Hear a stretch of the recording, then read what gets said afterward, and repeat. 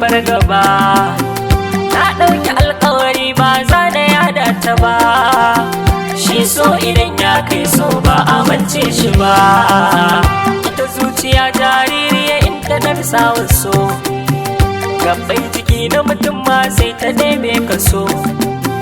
Ko da ga dabbobi na lura sun gane so, mai ba su shi ne nasu ba mai dukansu ba. Soyayya mun fara tamkar wasa far dai, in mun haɗu kan hanya ba mai magana da ɗai. Kunya muke ji mi magana da junan mu dai. Soyayya ta nisa ba ta fice zuciya ba. Koyaushe buri na huna ta dai kyautai, kuma lokacin ma babu abin da sam zanayi. Na ɗan samu kwambai don kosan na abani, ka soyayya na fara baka girman da ba.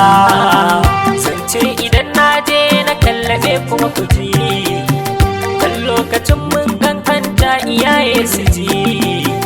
Wani lokacin zancen ma sai a gefen aji, mun haɗe makaranta ba a tashe mu ba. Wuri nake in samu ko da naira guda, cingam na sai mata soyayya ta in jaddada. Kai wata soyayyar na gane sai dai a da, iza da bayar bani ne da ke bata ba. Aboki na kan tura domin ta saba da shi, dan in yaje ta karɓa ba ta jin kunyar shi. In na je ba ta magana sai dai murmushi, kai kas da kai ni ma kallanta ba zan yi ba. Kuma a hakan muka raya a so tsawon zamani, ko a cikin su kaye kuma maganar ta ni. Ba ta faɗar suna na ko da ba na gani, kalma da soyayya a ido na ba ta faɗa ba.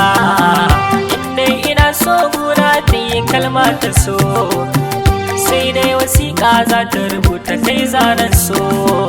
Kalamai na soyayya manya take bi da su, inda a fili ne tabbas ba ta iya faɗa ba.